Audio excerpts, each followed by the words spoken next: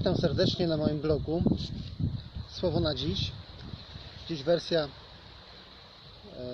filmowa. Wracam do filmików. Chciałbym omówić jeden tylko temat, bardzo krótko zresztą, dotyczący dzisiejszych wydarzeń i proroctw biblijnych. Otóż na naszych oczach spełniają się proroctwa i dzięki temu, że widzimy, jak się spełniają, lepiej rozumiemy to, co nie zawsze wcześniej wydawało nam się zrozumiałe w proroctwach. Na przykład Księgę Daniela, 2 rozdział, 43 werset rozumiałem kiedyś inaczej, a dzisiaj, widząc, co się dzieje, rozumiem też inaczej. Mamy bowiem taki problem z napływem imigrantów. Problem z mieszaniem się kultur, cywilizacji, no i wynikające z tego problemy. Wiemy, że są zamieszki, wiemy, że są gwałty, są morderstwa. I wiemy też, że istnieją potężne siły, które dążą do tego, żeby to wszystko jednak zmieszać, żeby narody zmieszać, żeby osłabić właśnie narody, żeby nie było narodów, tylko żeby były jakieś mieszanki luźnych grup, każdy inne interesy, każdy inny kolor, każdy inna religia, każdy inna etyka, poczucie dobra, zła, inna moralność, to wszystko ma się zmieszać i ma z tego wyjść taka papka, takie błoto. No bo jak się mleko zmiesza z błotem, to będzie błoto, prawda? Albo jak się w ogóle zrobi mieszankę, nie wiem, mleko, wino, piwo, kawa i to wszystko się zmiesza, to przestanie to być atrakcyjne dla nas, a stanie się niestrawne. Ani dla smaku, ani dla wzroku.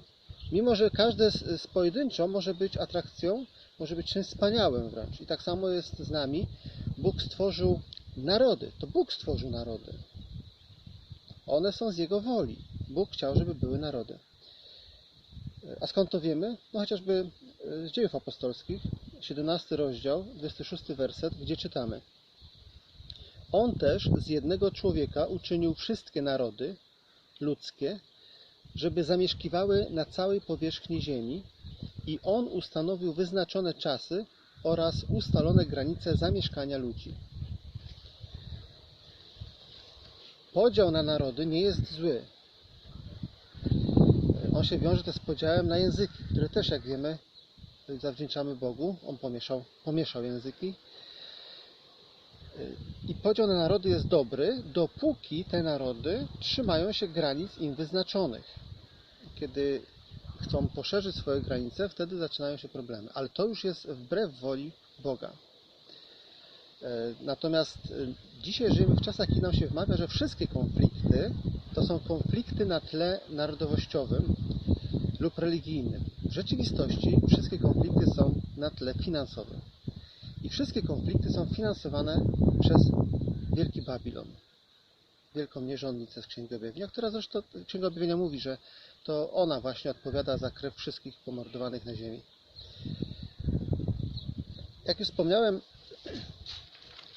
spełniają się dzisiaj proroctwa, które kiedyś były trudniej do zrozumienia.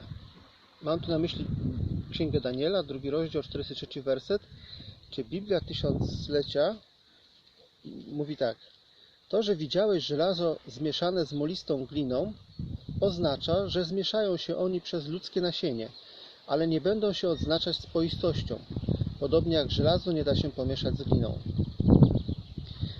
Dzisiejsze wydarzenia rzucają całkiem inne światło na to proroctwo, ale żeby nie być też gołosłownym, że to tylko inne światło, to tylko my dzisiaj widzimy, że to chodzi o mieszanie się kultur, ras, narodów, mieszanie się narodów właśnie. Żeby nie było tak, że to jest tylko nasz wymysł, to wyobraźcie sobie, że znajdujemy potwierdzenie tego w przekładzie tej księgi proroka Daniela, zrobionym jeszcze przed narodzinami Chrystusa na ziemi,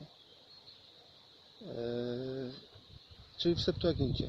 Septuaginta, która bez wątpienia powstała z woli Boga, była przekładem pierwszych chrześcijan. Pamiętajmy o tym. Nie dajmy sobie odebrać Septuaginty. Ona była pierwszym przykładem chrześcijan. Oni się nią posługiwali, dlatego straszny atak na nią uczyniono. Otóż Septuaginta a mamy dzisiaj przekład w języku polskim, to jest Vocadio, wydawnictwa Vocadio.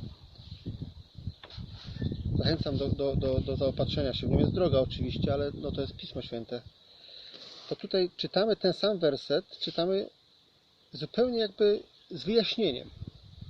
A jest to tłumaczenie z czasów, kiedy nie można było posądzić o manipulację, no bo to było ponad 2000 lat temu. A to, że widziałeś żelazo przemieszane z glinianą ceramiką, oznacza, że ludzie, choć podzieleni na plemiona, będą mieszać się sobą, ale nie będą jednomyślni, ani wzajemnie sobie życzliwi. Tak jak żelazo nie może spoić się z ceramiką. Widzimy więc, że Biblia przepowiedziała dużo wcześniej mieszanie się narodów i przepowiedziała, że nie będą stanowić jakby monolitu, nie będą jednością. Będą do siebie wręcz wrogo nastawieni. I teraz możemy przyjrzeć się, jakie siły stoją za tym, żeby tak właśnie się stało. Stoi za tym głównie Babilon Wielki. Nie będę teraz omawiał tego tematu, ale jeśli ktoś jest zainteresowany, kim naprawdę jest Babilon Wielki, nie tym, co on sam rozpuścił o sobie, tylko czym naprawdę jest, to nie zastanowi się, jaki naród dzisiaj posługuje się alfabetem babilońskim. Wcześniej go nazywano aramejskim, dzisiaj się go nazywa jeszcze inaczej. W rzeczywistości on posługiwano się w Babilonie i z Babilonu został zabrany przez tą grupę, która teraz jest rozproszona po całym świecie i która realizuje proroctwa przeciwko Bogu. Czyli między innymi, jak Bóg podzielił na narody i wyznaczył im granice, tak oni chcą narody zmieszać i usunąć granice. Zapraszam na kolejny mój odcinek, na kolejny film. Do usłyszenia.